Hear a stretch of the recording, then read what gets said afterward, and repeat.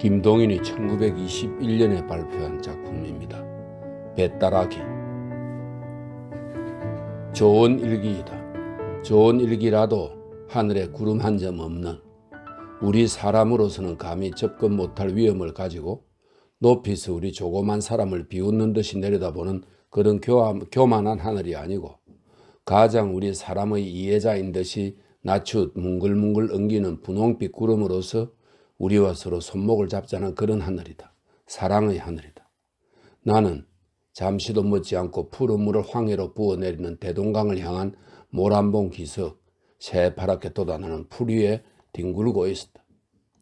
이날은 3월 3일 대동강의 첫 뱃놀이 하는 날이다. 까맣게 내려다 보이는 물 위에는 결결이 반짝이는 물결을 푸른 놀이배들이 타고 넘으며 거기서는 봄 향기에 취한 형형색색의 선율이 우담보다도 부드러운 봄 공기를 흔들면서 날아온다.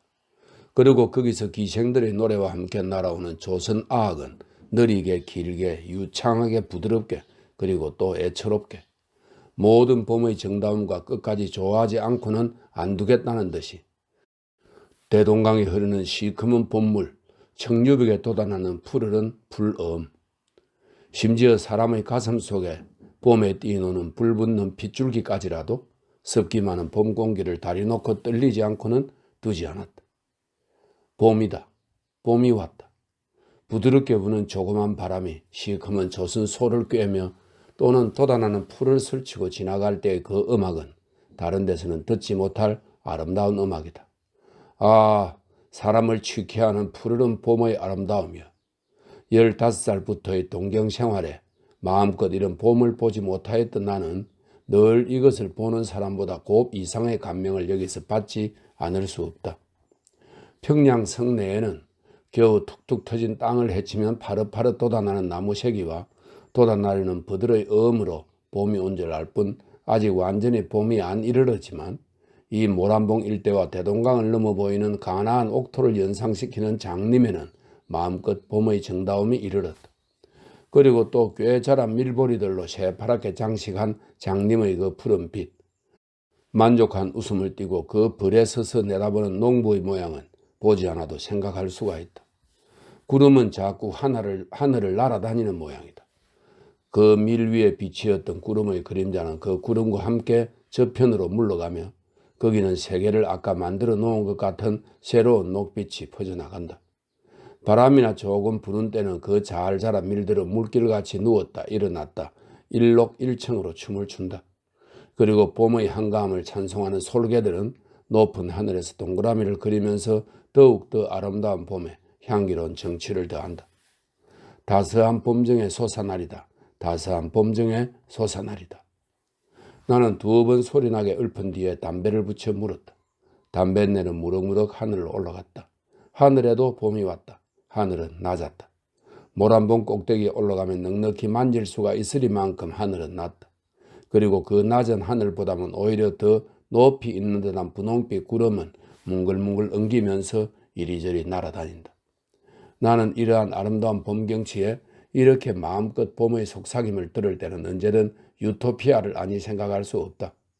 우리가 시시각각으로 애를 쓰며 수고하는 것은 그 목적은 무엇인가?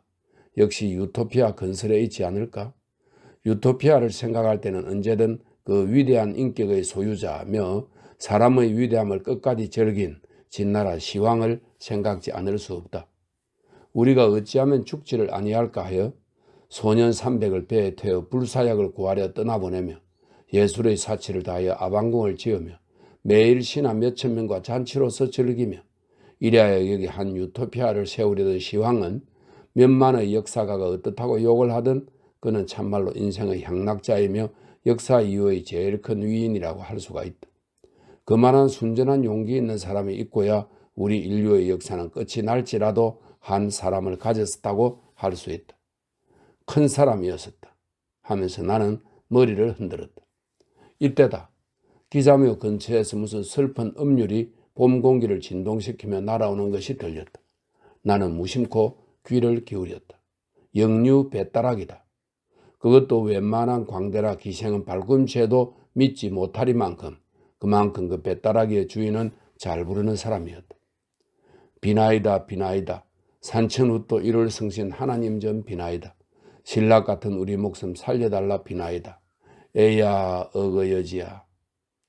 여기까지 이르렀을 때 저 편날의 물에서 장고 소리와 함께 기생의 노래가 울려오며 뱃다라기는 그만 안 들리게 되었다. 나는 2년 전 한여름을 역류서 지내본 일이 있다. 뱃다라기의 본고장인 역류를 몇 달 있어 본 사람은 그 뱃다라기에 대하여 언제든 한 속절없는 애처로움을 깨달았을 것이다. 역류, 이름은 모르지만 무슨 산에 들어가서 내다보면 앞은 망망한 황해이니 그곳 저녁 때의 경치는 한 번 본 사람은 영구히 잊을 수가 없으리라. 불덩이 같은 커다란 시뻘건 해가 남실남실 넘치는 바다에 도로 빠질 듯 도로 솟아오를 듯 춤을 추며 거기서 때때로 보이지 않는 배에서 뱃다라기만 슬프게 날아오는 것을 들을 때 눈물 마른 나는 때때로 눈물을 흘렸다. 이로 보아서 어떤 원의 아내가 자기의 모든 영화를 낡은 신같이 내어 던지고 뱃사람과 정치 없는 물길을 떠났다 함도 믿지 못할 말이랄 수밖에 없다. 역류서 돌아온 뒤에도 그 뱃다라기는 내 마음에 깊이 새겨져 잊으려야 잊을 수가 없었고 언제 한번 다시 역류를 가서 그 노래를 한번 더 들어보고 그 경치를 다시 한번 보고 싶은 생각이 늘 떠나지를 않았다. 장고 소리와 기생의 소리는 먹고 뱃다라기만 구슬프게 날아온다. 결결이 부는 바람으로 말미암아 때때로는 들을 수가 없으되 나의 기억과 곡절을 종합하여 들은 뱃다라기는 이 대목이다. 강변에 나왔다가 나를 보더니만 혼비백산하여 우민지 생시인지 와르륵 달려들어 섬섬 옥수로 붙여잡고 호천망극하는 말이 하늘로서 떨어지며 땅으로서 솟아났나 바람길에 물어보고 구름길에 쐬어왔나 이리 서로 붙들고 울어물째 인리제인이며 일가 친척이 모두 모여 여기까지 들은 나는 마침내 참지 못하고 벌떡 일어서서 소나무 가지에 걸었던 모자를 내려서고 그곳을 찾으러 모란봉 꼭대기에 올랐었다. 꼭대기는 좀 더 노래소리가 잘 들린다. 그는 뱃다라기의 맨 마지막 여기를 부른다. 밥을 빌어서 죽을 술지라도 제발 덕분에 뱃놈 노릇은 하지 마라. 에야 어거여지야. 그의 소리로서 방향을 찾으려던 나는 그만 그 자리에 섰다. 어딘가 기자묘 혹은 을밀대? 그러나 나는 오래 서 있을 수가 없었다. 어떻든 찾아보자 하고 현무문으로 가서 문 밖에 썩 나섰다. 기자묘의 깊은 솔밭은 눈앞에 쫙 퍼진다. 어딘가? 나는 또 물어보았다. 이때 그는 또다시 뱃다라기를 시초부터 부른다. 그 소리는 왼편에서 온다. 왼편이구나 하면서 소리 나는 것을 더듬어서 소나무 틈으로 한참 돌다가 겨우 기자묘 치고는 그중 하늘이 넓고 밝은 곳에 혼자서 뒹굴고 있는 그를 찾아내었다. 나의 생각한 바와 같은 얼굴이다.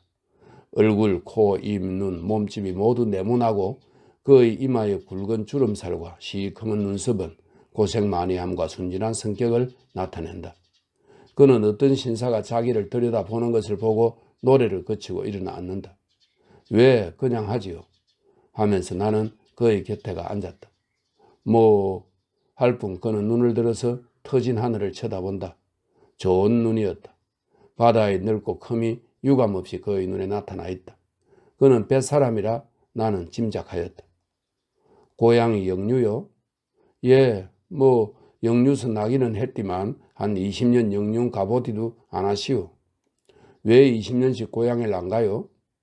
사람의 일이라니 마음대로 뎁댈까? 그는 왜 그러는지 한숨을 짓는다. 그저 운명이 제일 힘 셉디다. 운명이 제일 힘이 세다는 그의 소리는 사귀지 못할 원한과 뉘우침이 섞여 있다. 그래요? 나는 다만 그를 건너다 볼 뿐이었다. 한참 잠잠하니 있다가 나는 다시 말하였다. 자, 노영의 경험담이나 한번 들어봅시다. 감출 일이 아니면 한번 이야기해 보소. 뭐 감출 일은? 그럼 어디 들어봅시다 그려. 그는 다시 하늘을 쳐다보았다. 그러나 좀 있다가 하디요 하면서 내가 담배를 붙이는 것을 보고 자기도 담배를 붙여 물고 이야기를 꺼낸다. 니 튀이지도 않는 19년 전 8월 열 하루날 일인데요 하면서 그가 이야기한 바는 대략 이와 같은 것이다. 그의 살던 마을은 영유 고을서 한 20리 떠나 있는 바다를 향한 조그만 어촌이다. 그가 살던 조그만 마을, 30집쯤 되는 그 마을에서는 그는 꽤 유명한 사람이었다. 그의 부모는 모두 15세 났을 때 돌아갔고 남은 사람이라고는 곁집에 딴살림하는 그의 아우 부처와 그 자기 부처뿐이었다. 그들 형제가 그 마을에서 제일 부자이고 또 제일 고기잡이를 잘하였고 그중 걸이 있었고 뱃다라기도 그 마을에서 빼나게 그 형제도 잘 불렀다. 말하자면 그 형제가 그 동네의 대표적 사람이었다. 8월 보름은 추석 명절이다. 8월 열 하룻날 그는 명절에 쓸 장도 볼 겸 그의 아내가 늘 부러워하는 거울도 하나 사올 겸 장으로 향하였다. 당손 내 집에 있는 것보다 큰 것이요. 니띠 말고요. 그의 아내는 길까지 따라 나오면서 잊지 말도록 부탁하였다. 안 잊어. 하면서 그는 떠오르는 새빨간 햇빛을 앞으로 받으면서 자기 마을을 나섰다. 그는 아내를 괄호 속에 이렇게 말하기는 우습지만 이렇게 놨습니다. 그는 아내를 고아했다. 그의 아내는 촌에는 드물도록 연연하고도 예쁘게 생겼다. 그는 나에게 이렇게 말하였다. 이렇게 설명되어 있습니다. 예쁘게 생겼다고. 성내는 평양입니다. 댄주골은 갈보촌입니다. 성내 댄주골을 가도 그만한 거 쉽디 않겠지요. 그러니까 촌에서는 그리고 그 당시에는 남에게 우습게 보이도록 그 내외의 시에는 좋았다. 늙은이들은 계집에게 혹하지 말라고 흔히 그에게 권고하였다. 부처의 시에는 좋았지만 아니 오히려 저음으로 그는 아내에게 셈을 많이 하였다. 그리고 그의 아내는 시기를 받을 일을 많이 하였다. 분명히 나쁘다는 것이 아니라 그의 아내는 대단히 천진스럽고 쾌활한 성질로서 아무에게나 말 잘하고 애교를 잘 부렸다. 그 동네에서는 무슨 명절이나 되면 집이 그중 정결함을 핑계삼아 젊은이들은 모두 그의 집에 모이고 하였다. 그 젊은이들은 모두 그의 아내에게 아즈마니라고 부르고 그의 아내는 아즈바니 하며 그들과 찌꺼리고 즐기며 그 웃기 잘하는 입에는 늘 웃음을 흘리고 있었다. 그럴 때마다 그는 한편 구석에서 눈만 힐건거리며 있다가 젊은이들이 돌아간 뒤에는 불문곡직하고 아내에게 덤벼들어 발길로 차고 때리며 이전에 사다 주었던 것을 모조리 걷어 올린다.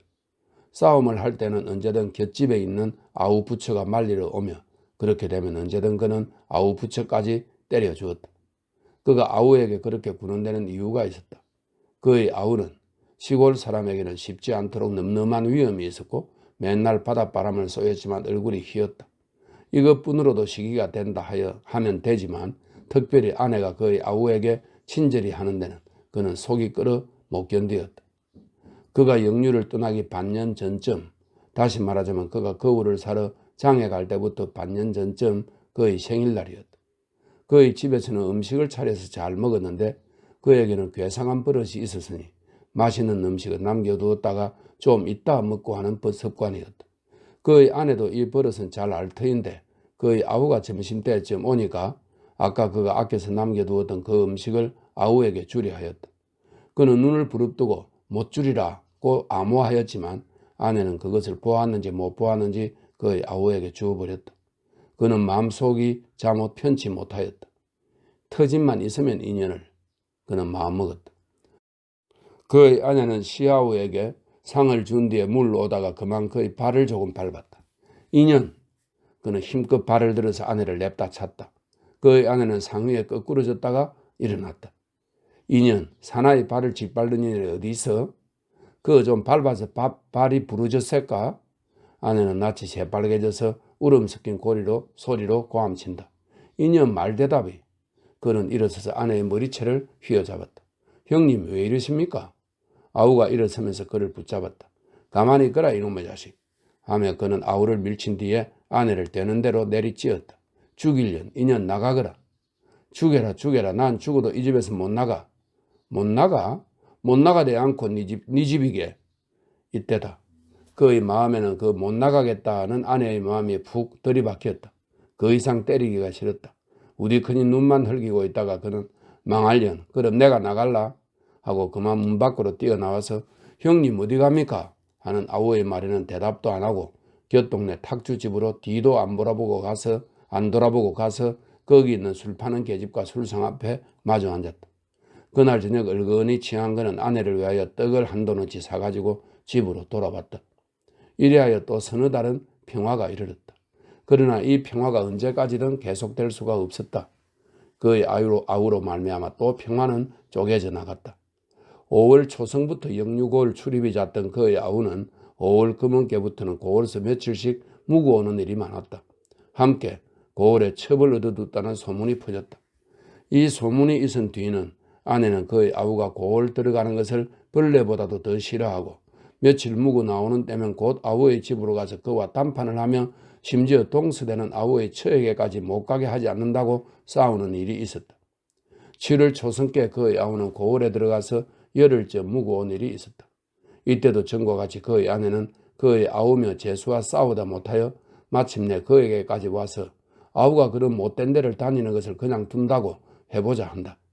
그 꼴을 곱게 보지 않았던 그는 첫마디로 고함을 쳤다. 내게 상관이 무해가 듣기 싫다. 못난둥이 아우가 그런 데를 댕기는 걸 말리지도 못하고 분김에 이렇게 그의 아내는 고함쳤다. 이년 무얼? 그는 벌떡 일어섰다. 못난둥이. 그 말이 채 끝나기 전에 그의 아내는 악소리와 함께 그 자리에 꼬꾸러졌다. 이년 사나이에게 그 따위 말버릇 어디서 배워한? 애민에 때리는 건 어디서 배웠노 못난둥이. 그의 아내는 울음소리로 부르짖었다. 쌍년 그냥 나갈? 우리 집에 있지 말고 나갈? 그는 내리찌으면서 부르짖었다.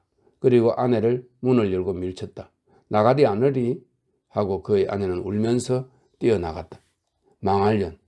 토하는 듯이 중얼거리고 그는 그 자리에 주저앉았다. 그의 아내는 해가 져서 어두워져도 돌아오지 않았다. 일단 내어 쫓기는 하였지만 그는 아내의 돌아옴을 기다리고 있었다. 어두워져서도 그는 불도 안 켜고 성이 나서 우들우들 떨면서 아내의 돌아오기를 기다렸다. 그러나 그의 아내의 참 기쁜 듯이 웃는 소리가 그의 아우의 집에서 밤새도록 울리었다. 그는 움쩍도 안 하고 그 자리에 앉아서 밤을 새운 뒤에 새벽 동토 올 때 아내와 아우를 죽이려고 부엌에 가서 식칼을 가지고 들어와서 문을 벌컥 열었다. 그의 아내로서 만약 근심스러운 얼굴을 하고 그 문 밖에 우두커니 서서 문을 들여다보고 있지 않았다면 그는 아내와 아우를 죽이고야 말았으리라. 그는 아내를 보는 순간 마음에 가득 차는 사랑을 깨달으면서 칼을 내던지고 뛰어나가서 아내의 머리채를 휘어잡고 인연 하면서 돌아와서 뺨을 물어뜯으면서 함께 이리저리 자빠져서 뒹굴었다. 그런 이야기를 다 하려면 끝이 없으되 다만 그의 아내, 그의 아우 세 사람의 삼각관계는 대략 이와 같았다. 거울은 마침 장의 마음에 맞는 것이 있었다. 지금 것과 대보면 어떤 때는 코도 크게 보이고 입도 작게 보이는 것이지만 그 당시에는 그리고 그런 촌에서는 둘도 없는 귀물이었다. 거울을 사가지고 장을 본 뒤에 그는 이 거울을 아내에게 주면 그 깃발 모양을 생각하며 새빨간 저녁 햇빛을 받는 넘치는 듯한 바다를 안고 자기 집으로 늘 들러오던 탁주 집에도 안 들러서 돌아왔다. 그러나 그가 그의 집 방 안에 들어섰을 때는 뜻도 안 하였던 광경이 그의 눈에 벌리어 있었다. 방 가운데는 떡상이 있고 그의 아우는 수건이 벗어져서 목 뒤로 늘어지고 저고리 고름이 모두 풀어져 가지고 한편 모퉁이에 서 있고 아내도 머리채가 모두 뒤로 늘어지고 치마가 배꼽 아래 늘어지도록 되어 있으며 그의 아내와 아우는 그를 보고 어찌할 줄을 모르는 듯이 움쩍도 안 하고 서 있었다. 세 사람은 한참 동안 어이가 없어서 서 있었다. 그러나 좀 있다가 마침내 그의 아우가 겨우 말했다. 그놈의 쥐 어디 갔니? 쥐? 훌륭한 쥐 잡됐구나. 그는 말을 끝내지도 않고 짐을 벗어던지고 뛰어가서 아우의 멱살을 걸어잡았다. 형님 정말 쥐가? 쥐? 이놈 형수하고 그런 쥐 잡는 놈이 어디 있니? 그는 아우를 따귀를 몇 대 때린 뒤에 등을 밀어서 문 밖에 내어던졌다. 그런 뒤에 이제 자기에게 이를 매를 생각하고 우두두두 떨면서 아랫목에 서 있는 아내에게 달려들었다. 이년 시아오하고 그런 쥐 잡는 놈이 어디 있어? 그는 아내를 거꾸로 때리고 함부로 내리치었다. 정말 쥐가? 아이 죽겠다. 이년 너도 쥐 죽어라. 그의 팔다리는 함부로 아내의 몸 위에 오르내렸다. 아이 죽겠다. 정말 아까 저건이가 왔기에, 이 저건이는 시아오입니다. 아까 저건이가 왔기에 떡 먹으라고 내놓았더니 듣기 싫다. 시아오 붙은 년이 무슨 잔소리를. 아이 정말이야요. 쥐가 한 마리나. 그냥 쥐? 쥐 잡을래다가 쌍년 죽어라. 물에라도 빠져두걸. 그는 실컷 때린 뒤에 아내도 아우처럼 등을 밀어 내어 쫓았다. 그 뒤에 그의 등으로 고기 배때기에 장사해라 하고 토하였다. 분풀이는 실컷 하였지만 그래도 마음속이 자무 편치 못하였다. 그는 아랫목으로 가서 바람벽을 의지하고 실신한 사람같이 우두커니 서서 떡상만 들여다보고 있었다. 1시간, 2시간. 서편으로 바다를 향한 마을이라 다른 것보다는 늦게 어둡지만 그래도 술시쯤 되어서는 깜깜하니 어두웠다. 그는 불을 켜려고 바람벽에서 떠나서 성냥을 찾으러 돌아갔다. 성냥은 늘 있던 자리에 있지 않았다. 그래서 여기저기 뒤지기 놀라니까 어떤 낡은 옷뭉치를 들칠 때에 문득 쥐소리가 나면서 무엇이 후드득 뛰어나온다. 그리하여 저편으로 기어서 도망한다. 역시 쥐대구나. 그는 조그만 소리로 부르짖었다. 그리고 그만 그 자리에 맥없이 털썩 주저앉았다. 아까 그가 보지 못한 때의 광경이 활동사진과 같이 그의 머리에 지나갔다. 아우가 집에를 온다. 아우에게 친절한 아내는 떡을 먹으라고 아우에게 떡상을 내놓는다. 그때 어디선가 쥐가 한 마리 뛰어나온다. 둘이서는 쥐를 잡느라고 돌아간다. 한참 성화시키던 쥐는 어느 구석에 숨어버린다. 그들은 쥐를 찾느라고 뒤룩거린다. 그럴 때에 그가 집에 들어선 것이다. 시학년 좀 있으면 안 들어오리. 그는 억지로 마음먹고 그 자리에 들어누웠다. 그러나 아내는 밤이 가고 날이 밝기는커녕 해가 중천에 올라도 돌아오지를 않았다. 그는 차차 걱정이 나서 찾아보러 나섰다. 아우의 집에도 없었다. 동네를 모두 찾아보아도 본 사람은 없다 한다. 그리하여 낮쯤 한 3~4리 내려가서 바닷가에서 겨우 아내를 찾기는 찾았지만 그 아내는 이전 같은 생기로 찬 산 아내가 아니요 몸은 물에 불어서 곱이나 크게 되고 이전에 늘 웃음을 흘리던 예쁜 입에는 거품을 잔뜩 문 죽은 아내였다. 그는 아내를 얻고 집으로 돌아오기까지 정신이 없었다. 이튿날 간단하게 장사를 하였다. 뒤에 따라오는 아우의 얼굴에는 형님 이게 웬일이오니까 하는 듯한 원망이 있었다. 장사를 지낸 이튿날부터 아우는 그 조그만 마을에서 없어졌다. 하루 이틀은 심상히 지냈지만 닷새 엿새가 지나도 아우는 돌아오지 않았다. 그래서 알아보니까 꼭 그의 아우같이 생긴 사람이 5~6일 전에 몇 산자 보따리를 하여 진 뒤에 시뻘건 저녁해를 등으로 받고 더벅더벅 동쪽으로 가더라 한다. 그리하여 열흘이 지나고 20날이 지났지만 한 번 떠난 그의 아우는 돌아올 길이 없고 혼자 남은 아우의 아내는 매일 한숨으로 세월을 보내게 되었다. 그도 이것을 잠자코 보고 있을 수가 없었다. 그 불행의 모든 죄는 죄 그에게 있었다. 그도 마침내 뱃사람이 되어 적어나마 아내를 삼킨 바다와 늘 접근하며 가는 곳마다 아우의 소식을 알아보려고 어떤 배를 얻어 타고 물길을 나섰다. 그는 가는 곳마다 아우의 이름과 모습을 말하여 물었으나 아우의 소식은 알 수가 없었다. 이리하여 꿈결같이 10년을 지내서 9년 전 가을 탁탁이 낀 안개를 꿰며 연한 바다를 지나가던 그의 배는 몹시 부는 바람으로 말미암아 파선을 하여 벗 몇 사람은 죽고 그는 정신을 잃고 물 위에 떠돌고 있었다. 그가 겨우 정신을 차린 때는 밤이었었다. 그리고 어느덧 그는 물 위로 올라와 있었고 그를 말리느라고 새빨갛게 피어놓은 불빛으로 자기를 간호하는 아우를 보았다. 그는 이상히도 놀라지도 않고 천연하게 물었다. 너 어떻게 여기 완? 아우는 잠자코 있다가 겨우 대답하였다. 형님, 그저 다 운명이 외다. 따뜻한 불기운에 깜빡 잠이 들려다가 그는 화닥닥 깨면서 또 말했다. 10년 동안에 되게 파랬구나. 형님, 나도 변했거니와 형님도 몹시 늙으셨쇠다. 이 말을 꿈결같이 들으면서 그는 또 혼혼히 잠이 들었다. 그리하여 2시간 꿀보다도 단 잠을 잔 뒤에 깨어보니 아까 같이 새빨간 불은 피어 있었지만 아우는 어디로 갔는지 없어졌다.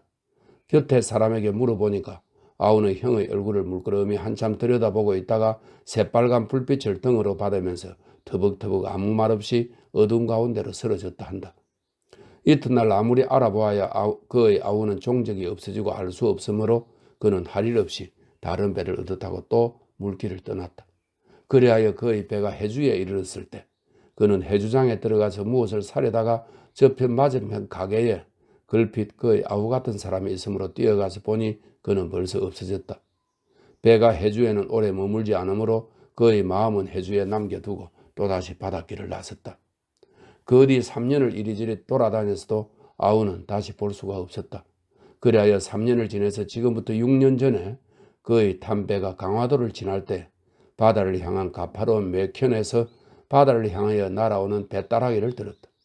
그것도 어떤 구절과 곡조는 그의 아우 특식으로 변경된, 그의 아우가 아니면 부를 사람이 없는 그 배따라기이다. 배가 강화도에는 머무르지 않아서 그냥 지나갔으나 인천서 열흘쯤 머무르게 되었으므로 그는 곧 내려서 강화도로 건너가 보았다. 거기서 이리저리 찾아다니다가 어떤 조그만 객주집에 물어보니 이름도 그의 아우요, 생긴 모습도 그의 아우인 사람이 묵어 있기는 하였으나 사나흘 전에 도로 인천으로 갔다 한다. 그는 곧 돌아서서 인천으로 건너와서 찾아보았지만 그 조그만 인천서도 그의 아우를 찾을 바가 없었다. 그 뒤에 눈 오고 비 오며 6년이 지났지만 그는 다시 아우를 만나보지 못하고 아우의 생사까지도 알 수가 없다.